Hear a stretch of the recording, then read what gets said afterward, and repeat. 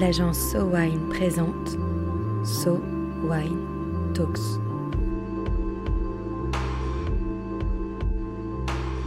La première série de podcasts analysant les tendances marketing et communication dans l'univers du vin et des spiritueux. Du 24 janvier au 1er février dernier, Paris s'est animé au rythme de la Paris Cocktail Week, semaine qui place sur le devant de la scène l'univers des cocktails, qu'ils soient avec ou sans alcool. Derrière cet événement, Éric Fossard et Thierry Daniel, qui ont imaginé une semaine durant laquelle les meilleurs bars à cocktails de Paris offriraient 2 cocktails, un avec alcool et l'autre sans, pour une somme modique, histoire que les Parisiens poussent la porte de ces lieux qu'ils pensent parfois trop huppés pour eux.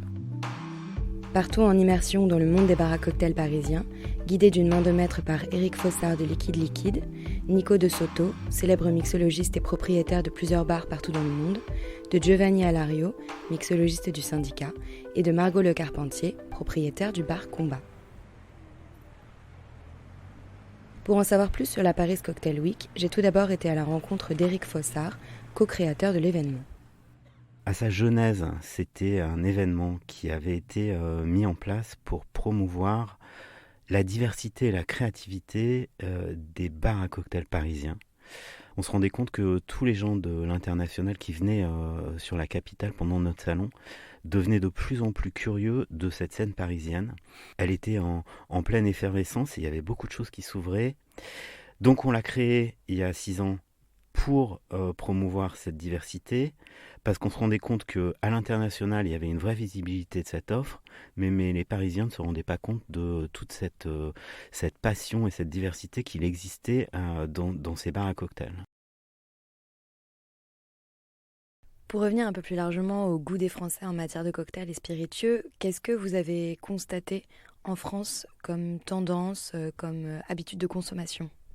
Je pense qu'il y a une tendance qu'on retrouve et qui devient assez flagrante, c'est cette tendance qui est plutôt locavore, avec une démarche où, comme un chef, le bar et le barman va essayer d'aller sourcer des produits qui sont plutôt des produits locaux. On retrouve de plus en plus de cartes de cocktail où on va voir un alcool de base qui est une eau de vie du style eau de vie de fruits, qui était plutôt associé à un spiritueux qu'on allait consommer en digestif et certainement pas en cocktail ni en boisson mélangée. Ces boissons un petit peu oubliées qui étaient plutôt consommées par nos grands-parents que par nos parents reviennent dans les cartes de cocktail actuellement. Également, il y a toute une tendance qui vient des États-Unis qui s'appelle les hard seltzer, qui sont en fait une sorte de soda alcoolisé, aromatisé, où la promesse de ces boissons est une boisson qui a très peu de calories, sans sucre rajouté, avec peu d'alcool. C'est aux alentours de 4% d'alcool par volume. À l'heure actuelle, aux États-Unis, c'est extrêmement présent et ça prend beaucoup de parts de marché à l'univers de la bière, parce que évidemment, il y a peu de calories, donc la promesse est facile à comprendre. Et comment pensez-vous que les tendances de consommation vont évoluer en 2020 ? Je pense que tout le côté bien-être devient une vraie question et de plus en plus les consommateurs font attention à ce qu'ils vont consommer. Donc évidemment que ça change beaucoup l'industrie. En fait, de la même manière que sur qu'est-ce qu'on consomme dans l'alimentaire, on fait attention aussi dans le liquide. Donc l'éco-responsabilité, le bien-être et faire attention à soi, c'est des tendances de fond qui vont faire que être de plus en plus présentes dans notre industrie. On voit donc apparaître dans le milieu des spiritueux et des cocktails une tendance globale où l'on fait attention à soi, où l'on veut consommer un produit sain, pas trop calorique, où l'on est respectueux de son corps et de l'environnement. J'ai été à la rencontre de Nico de Soto, mixologue influent et propriétaire du Danico à Paris, du Mace à New York et du Kaido à Miami, quelques heures avant qu'il ne prenne son avion retour pour New York. Moi, ce qui m'intéresse, c'est comment il envisage la scène parisienne, lui qui connaît aussi bien les goûts de Miami et de New York que de Paris.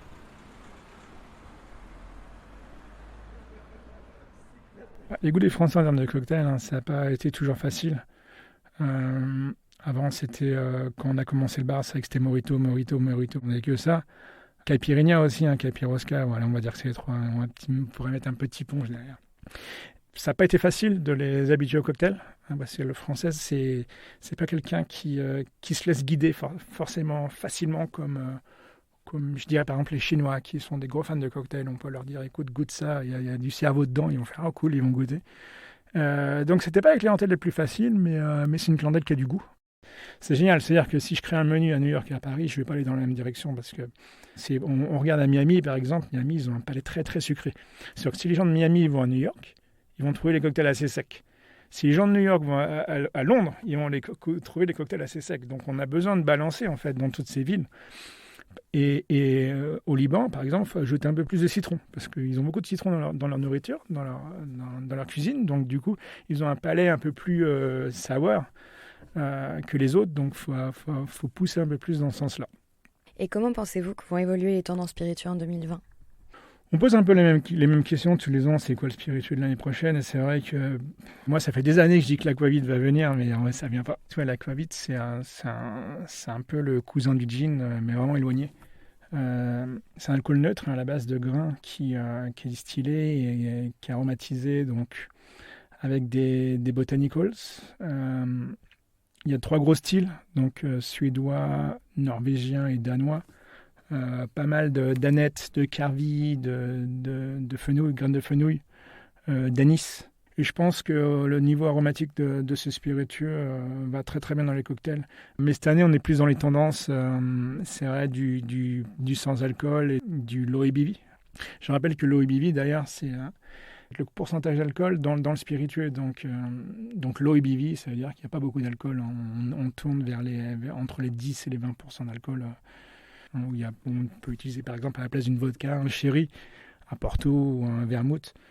Donc les gens font beaucoup plus attention à leur corps, les calories, font plus de sport, donc du coup ça se ressent au niveau de la consommation.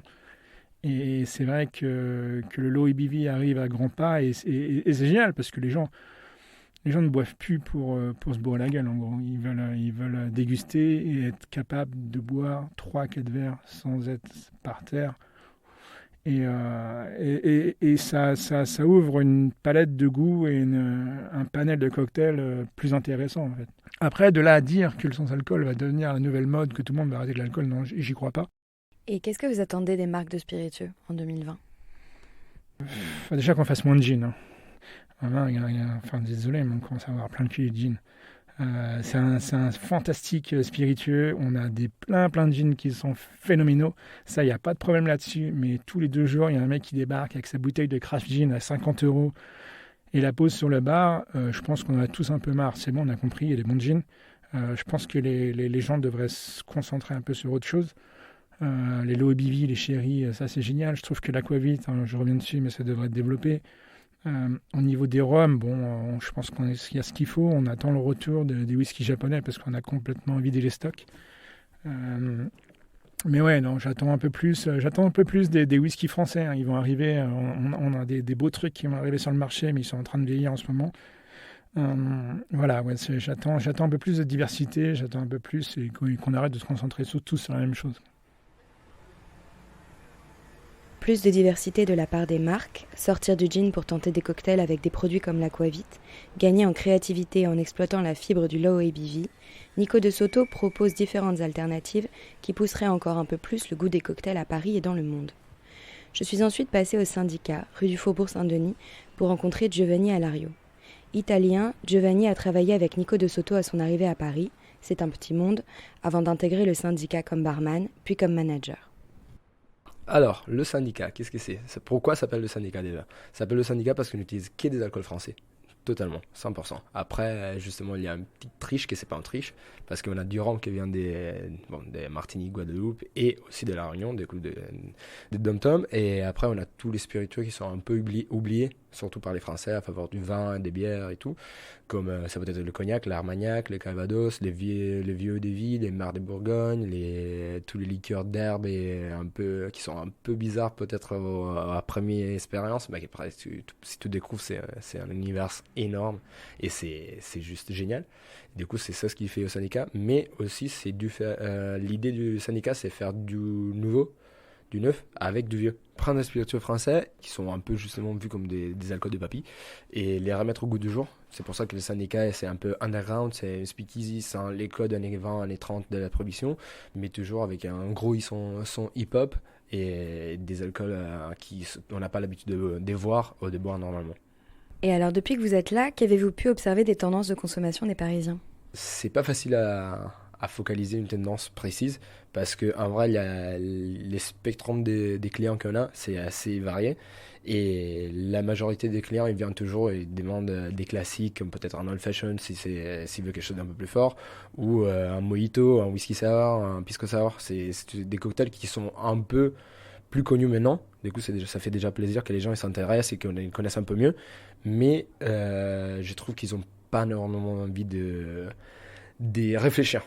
Surtout quand ils viennent dans un bar qui est peut-être bruyant et un peu festif comme le syndicat. Du coup, ils ne se posent pas des questions.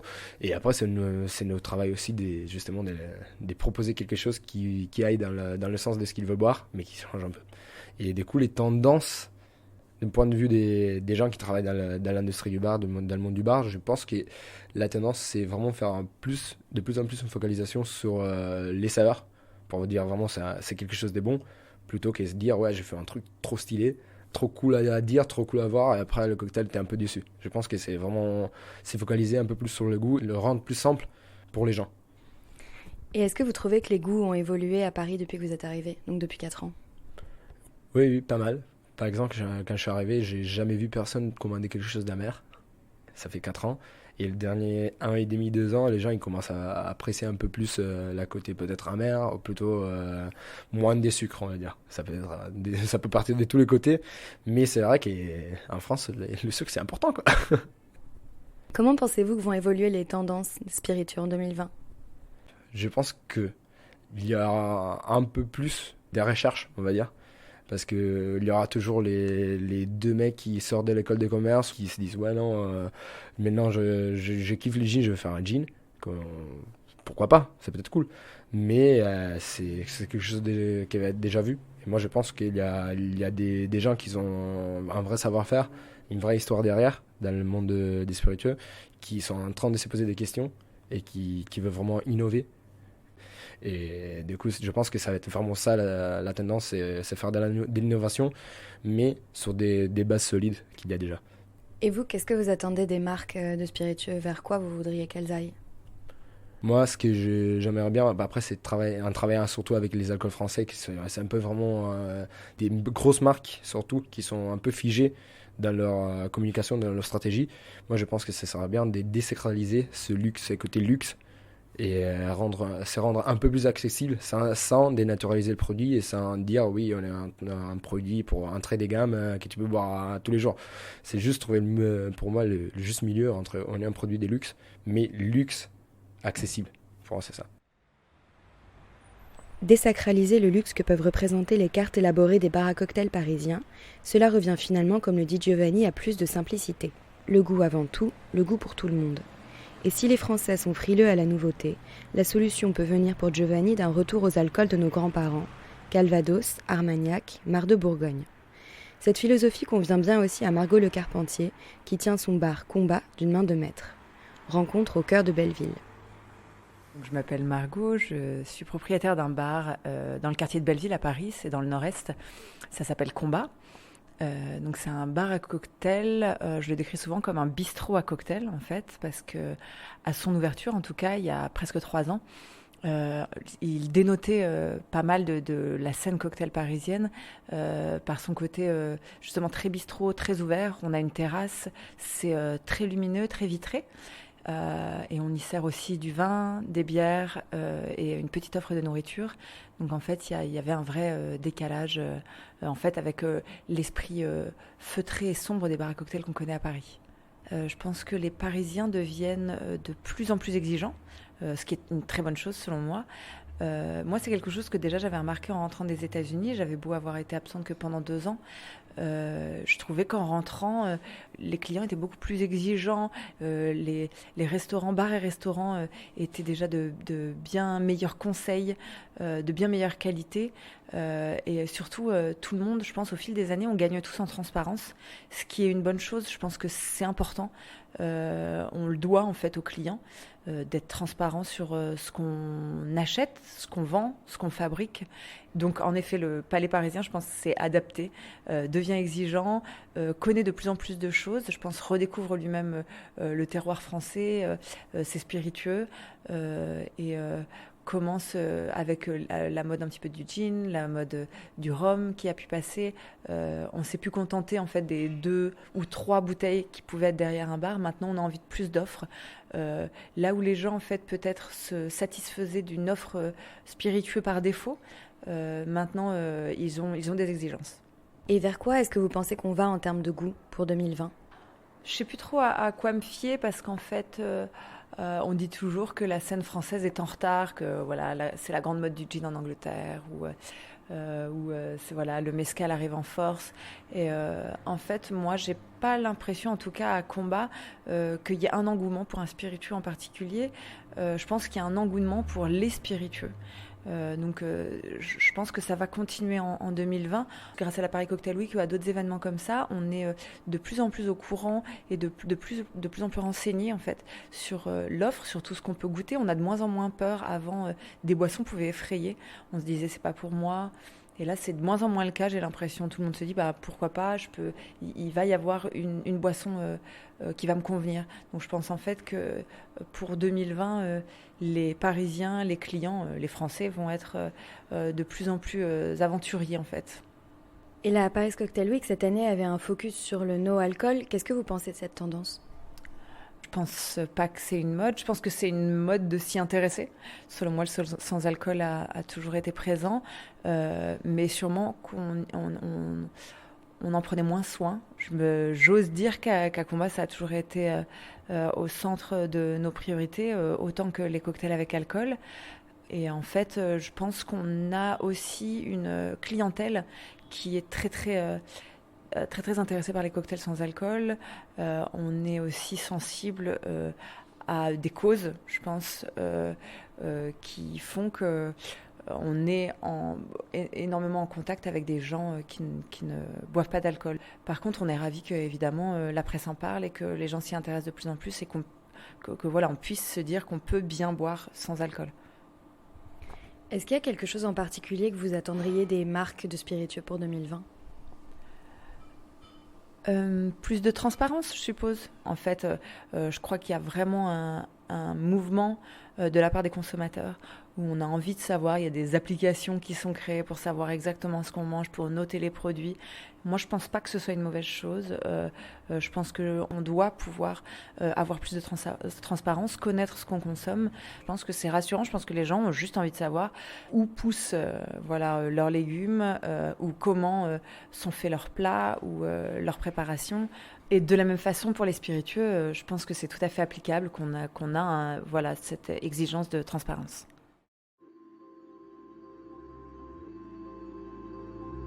La transparence dans ce que l'on consomme, cela va dans une démarche globale d'un mieux manger, d'un mieux boire. Les barman parisiens ont compris le message. Les Français souhaitent privilégier l'expérience, revenir au terroir et aux produits français historiques tout en les modernisant, boire des produits sains dont on sait d'où ils viennent et comment ils sont créés. Dans les spiritueux comme dans la gastronomie, on peut reconnaître les Français. Bons vivants, fins gourmets, les bars à cocktails parisiens ont encore de belles années devant eux avec une population comme celle-là. Cet épisode a été produit et conçu par SoWine, écrit et réalisé par Chloé Vibo, avec les interventions avisées d'Éric Fossard, Nico De Soto, Giovanni Alario et Margot Le Carpentier. SoWine Talks reviendra dans quelques semaines pour décrypter à nouveau les tendances de consommation du vin et des spiritueux. En attendant, si vous avez aimé cet épisode, n'hésitez pas à le partager sur Twitter et Facebook et à nous donner des étoiles sur iTunes. À très vite.